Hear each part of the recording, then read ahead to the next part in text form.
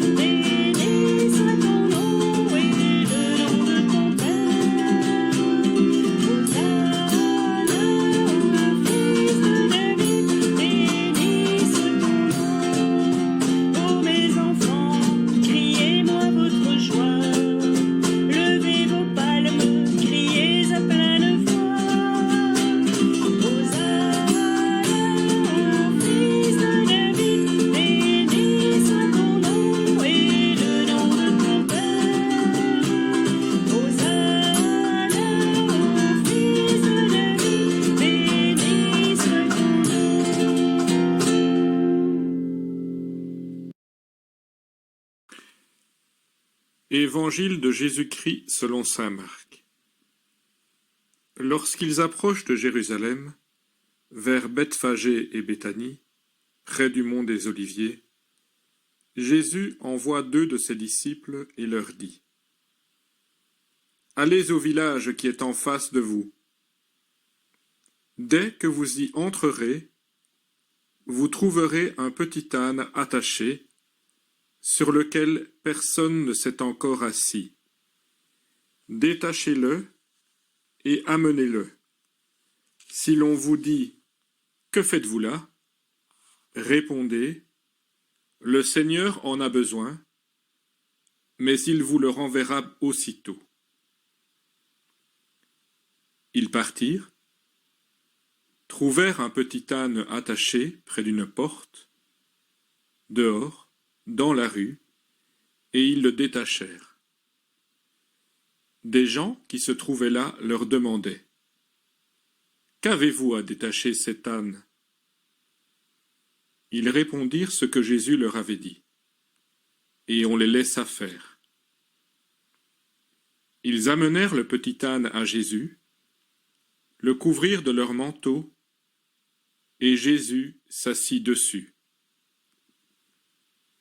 Alors, beaucoup de gens étendirent leurs manteaux sur leur chemin, d'autres, des feuillages coupés dans les champs.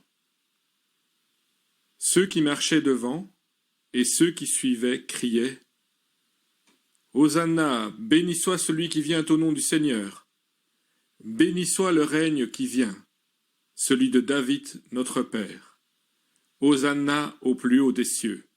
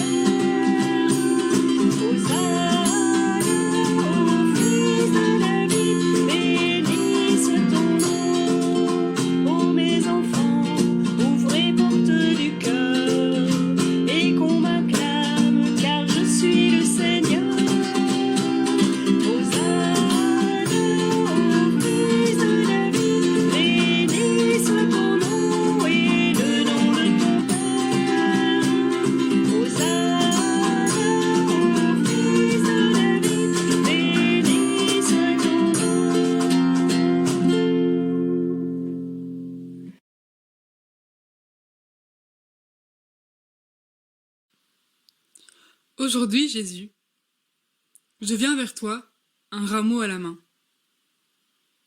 Car je veux te louer, je veux te chanter, je veux te remercier pour tout le beau que tu me donnes. En levant ce rameau vers toi, je te bénis, Jésus. Je suis faible et petit, et je te remercie de m'appeler tout de même. Je manque de foi, et je te remercie de regarder vers moi avec confiance.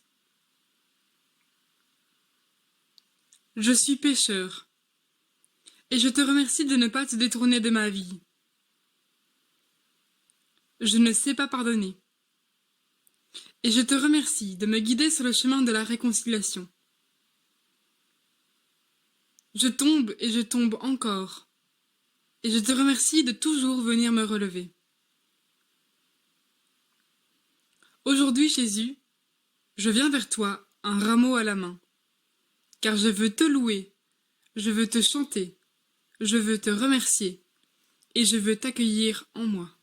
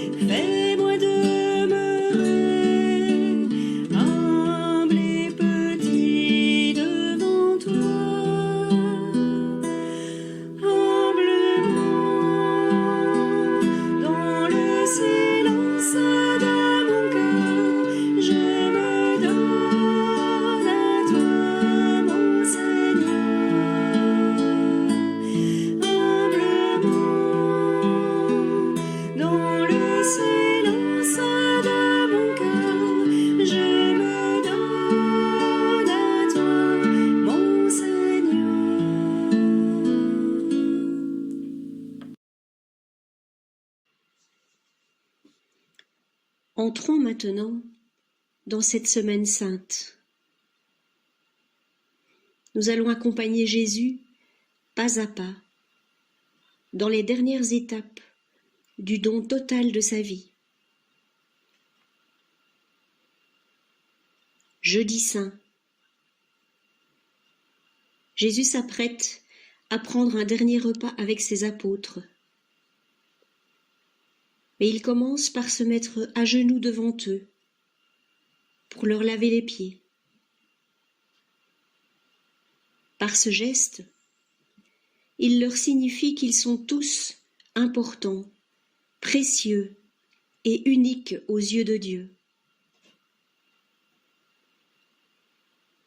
Par ce geste aussi, il nous dit que aimer, c'est accepter de se mettre au niveau des plus pauvres, des plus humbles, des plus petits. Il s'agit d'apprendre à marcher au rythme du plus fragile, du plus simple, de celui qui est en difficulté.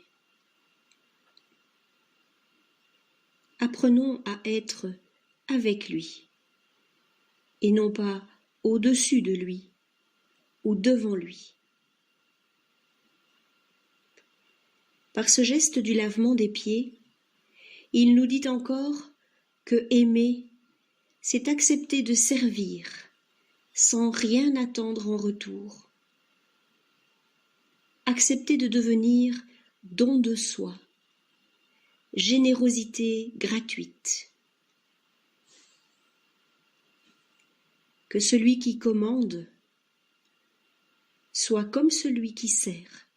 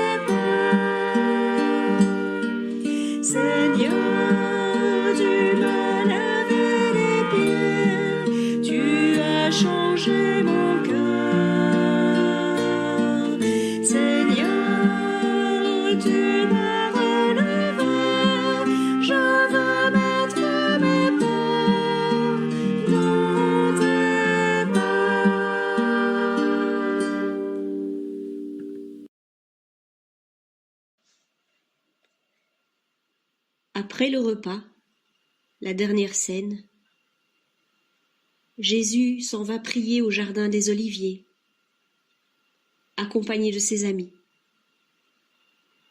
Il sent la souffrance qui approche. La tristesse, l'angoisse et la peur l'envahissent. Alors, bien sûr, il pourrait fuir. Il en a encore le temps. Mais fuir ce qui a fait toute la beauté, la richesse et la fécondité de sa vie, ce ne serait plus vivre vraiment. Dans cet instant de grande angoisse, il voudrait se sentir soutenu par ses amis, et il leur demande de veiller et de prier avec lui. Mais la fatigue les rejoint, et ils ne perçoivent pas encore la suite des événements. Alors, ils laissent Jésus à sa prière solitaire avec son Père. Jésus a déjà beaucoup donné à Dieu et aux hommes. Mais aujourd'hui, ce qui lui reste à donner, c'est lui-même, c'est sa vie. Et pour cela, il lui faut mourir. Ça veut dire quitter la terre et toutes ses merveilles, quitter tout ce qu'il a essayé de construire, de transmettre, mais surtout quitter toutes les personnes qu'il a aimées. Et cela fait souffrir. Alors il se tourne vers son Père. Père, puisque tout est possible, éloigne de moi cette coupe. Et malgré tout, Jésus choisit de poursuivre la route avec Dieu. Il s'abandonne pleinement, en toute liberté et en toute confiance, entre les mains du Père. Et il dit, « Père, non pas ce que je veux, mais ce que tu veux. »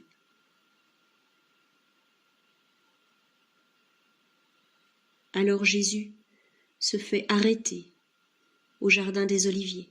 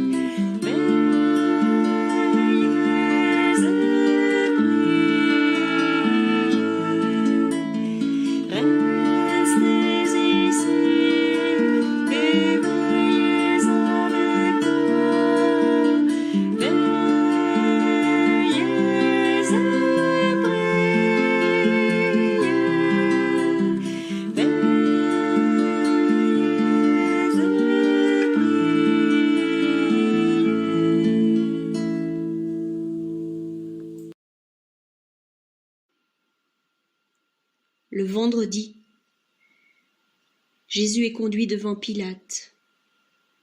Il est interrogé, puis flagellé, humilié, et ensuite condamné à mourir crucifié. Un passant, Simon de Cyrène, va l'aider à porter sa croix jusqu'au Golgotha.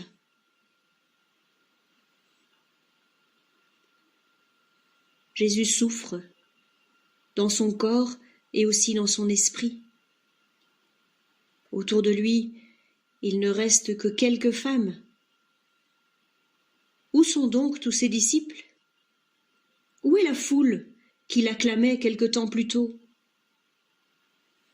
Où est ce Père aimé et aimant, cet amour qu'il a si souvent porté? Ô mon Dieu, pourquoi m'as-tu abandonné?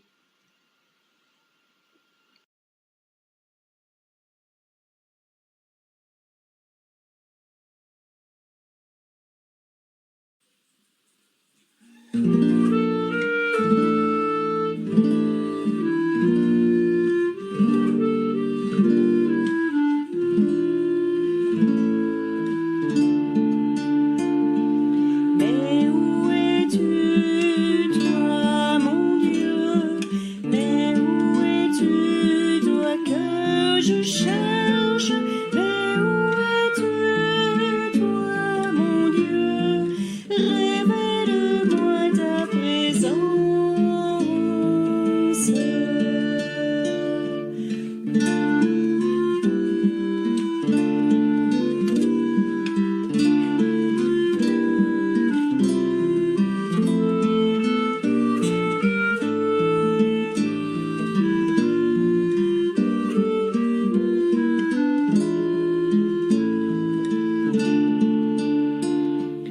Mais où es-tu, toi, mon Dieu? Mais où es-tu, toi que je cherche? Mais où es-tu, toi, mon Dieu? Révèle-moi ta présence.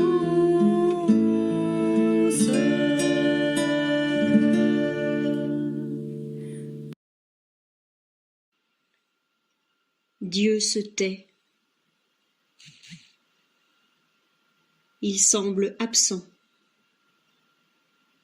Mais n'est-ce pas plutôt une certaine image de Dieu qui est absente? L'image de l'ouragan qui écarte les obstacles du chemin? Ou l'image de la tempête qui détruit ceux qui s'opposent à elle? L'image de la puissance qui force le cœur des hommes pour les obliger à changer, à se lever? Aujourd'hui, Dieu se révèle discret. Il est humble présence qui accompagne, qui porte, qui aide à aller jusqu'au bout du chemin, jusqu'à la transparence totale, une transparence qui permettra à la lumière de naître abondamment. L'amour se fait silencieux, tout comme le premier souffle qui annonce le printemps. Vendredi, 15 heures, Jésus meurt sur la croix.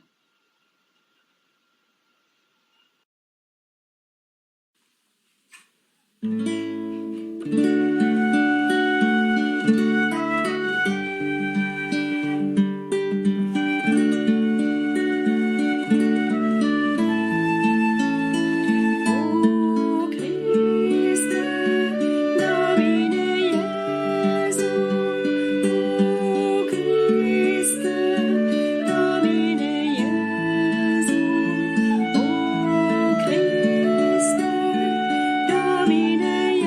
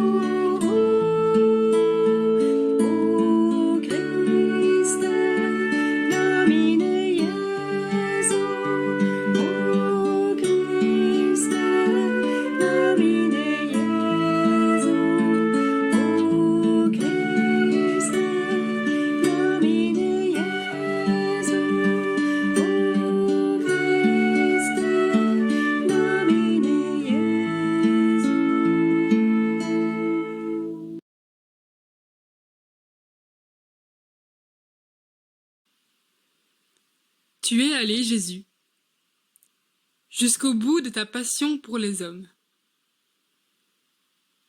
jusqu'au bout de ta passion pour la vie, jusqu'au bout de ta passion pour les tiens, ceux que le Père t'a donnés. Au pied de la croix, c'est ma vie que tu m'appelles à regarder. C'est ma vie que tu m'appelles à donner. Moment de vérité, où tu m'appelles à l'espérance. Moment de vérité, où tu me provoques à risquer mon pas dans tes pas. Moment de vérité, où tu m'appelles à redire avec toi, non plus ma volonté, Père, mais la tienne, que ta volonté soit faite.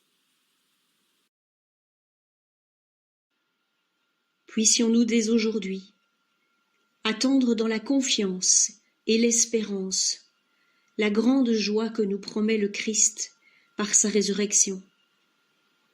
À travers sa mort et sa vie nouvelle, éternelle, il vient nous rejoindre, et cela jour après jour, jusqu'à la fin des temps.